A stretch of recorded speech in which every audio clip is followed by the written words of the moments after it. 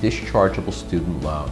Debtor was unable to pay off her student loans totaling about $56,000, so she filed for bankruptcy, as reported by the New York Law Journal in a July 17, 2012 news article.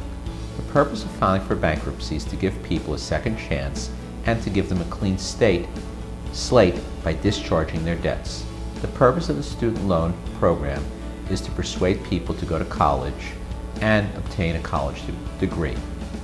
Student loans are not normally dischargeable for the most part because lenders would be more fearful and hesitant in lending money if these loans were dischargeable through bankruptcy.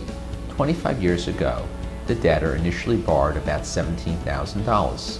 However, she never completed school.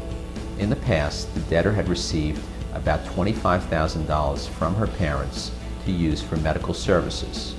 She could have used that money to pay off her loans. However, she chose to forsake her education and use the money to take care of her parents. The judge agreed and sided with the debtor, as he would have had to made the same decision. Today, the debtor is an elderly woman in her early 60s, and she works in an assembly line earning about $11 an hour. And recently she received a layoff notice. Debtor does not have any chance of moving up the financial ladder, and the only thing holding her back from a clean slate is her student loans.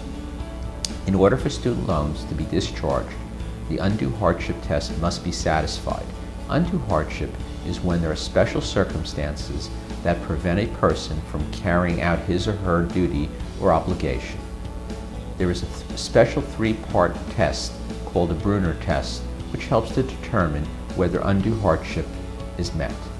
The person filing for bankruptcy must show that if he or she paid the debt, he or she would not be able to maintain a minimal standard of living, that he or she has tried his or her best to repay the loan, and there's a high chance that his or her financial status will not improve. The debtor paid what she could towards her loans for the past 25 years. However, it did not make a difference due to the accumulation of interest. The judge granted the discharge of the student loan debts, as the circumstances in this case were rare and unusual. Thank you.